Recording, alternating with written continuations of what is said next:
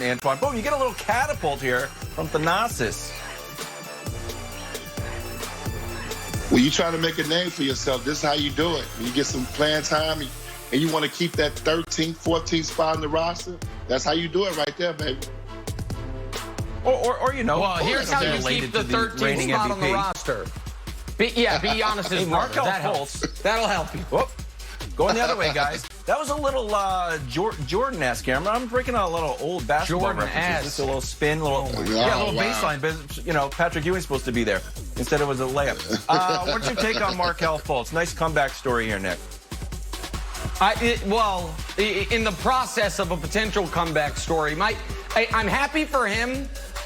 Every time I see Markelle Fultz, though, all I can think about is how when you look at all the issues Philly is having in reaching their promise, a lot of it goes back to this draft. Having the third pick, saying we've got to move up, we've got to get Fultz, and end up getting nothing out of those draft picks.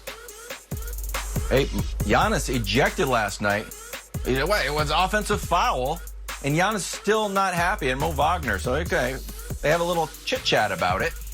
Then Giannis ends up headbutting him. Giannis has been kind of like, you know, this isn't the first brouhaha he's got into in the bubble. So, Nick, Giannis headbutting Wagner last night was what? This is the most necessary headbutt since Zinedine Zidane almost 20 years ago.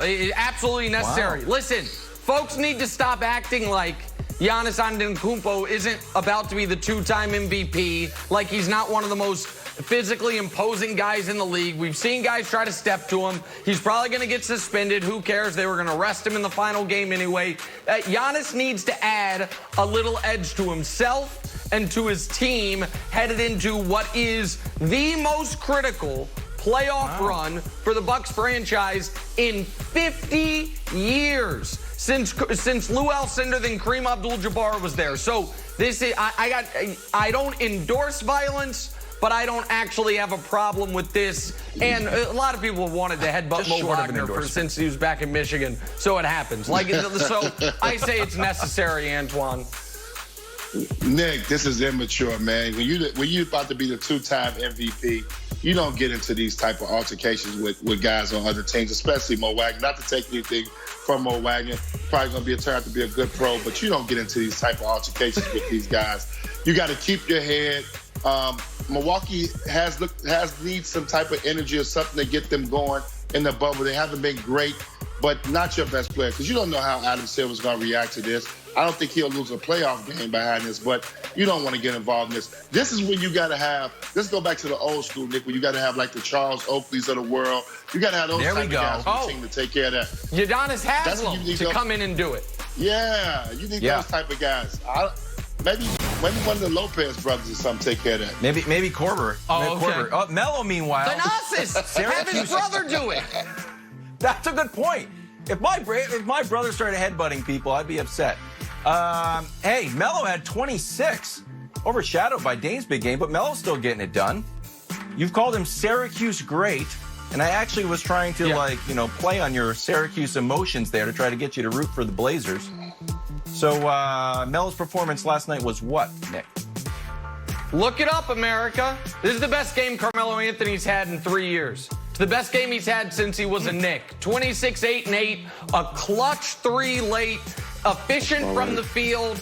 And so, I am delighted that Melo is having this resurgence. I'm delighted he's playing this well. And I think I was in attendance when he played a great game at Barclays in his short stint with the Rockets. I thought that was going to be the last great Melo game ever, but this was better than that. It's the best game he's had in 3 years, Antoine. I thought this game was tremendous. And when you really think about how he scored, I think he's still a throwback player. We don't see this a lot with a lot of guys now where they can go in the post and turn their back and get buckets. He has mismatches on most small forwards where he can score on, and he's taking advantage of it. Just a tremendous offensive effort last night. But Melo's the X factor for them. If they can get consistent performances out of him, especially in 35 minutes, which I think is a little high, sky's the limit how good Portland can be. Played a little defense, too, last night. Liked it. Hey, Celtics took down the winless Grizzlies last night. thanks to budding superstar Jayson Tatum's game-high 29 points. Nick, sounds like the perfect time for some tier talk. Tatum's superstar status is what? Listen, Jayson Tatum's superstar status is the status quo. It is exactly where it was before, and every time that he has a good to very good game, people are like, oh, let's elevate him. Again, and the one modification is I've renamed the Russ tier the Dame tier out of respect to what he's done. But if anyone deserves to be elevated since I made this, it's Dame maybe up a tier, maybe Zion down a tier, and Chris Paul could argue he should be up a tier. But to speak to what I was talking about earlier, Antoine, the league is too deep to even consider Jayson Tatum a superstar. He's got to become a star first. He's on his way, but no, he's no superstar yet, or even Dame up a tier. Status quo where it's at. Yeah, I'm not surprised. This is what we were seeing prior to the pandemic. Is Jayson Tatum starting to become this offensive juggernaut, becoming a very good three-point shooter, offensively being able to put on the floor, one dribble pull-ups. He's looking like a young Carmelo Anthony early in his career. He's got a little Paul Pierce in him. I think he's going to be a star in this league. I think it's going to take a little bit more time as the team kind of pans out. But this is what we saw. I'm not surprised. This is what we were seeing prior to the pandemic. He's right back where he left off at. Meanwhile, the Suns, look at this. I didn't even know Devin Booker had that. Bang! Suns are perfect 7-0 in the bubble with a win over what's left of the Sixers. 35 points for Devin Booker. Nick, the Suns improving to 7-0 in the bubble is what? I mean, somehow it's become underrated. Booker has scored 35 in 3 consecutive games. Every single game the Suns have played has been an elimination game, and they're 7-0. They have a real chance of going 8-0 and not even making the play-in game. That's what a deficit they were in.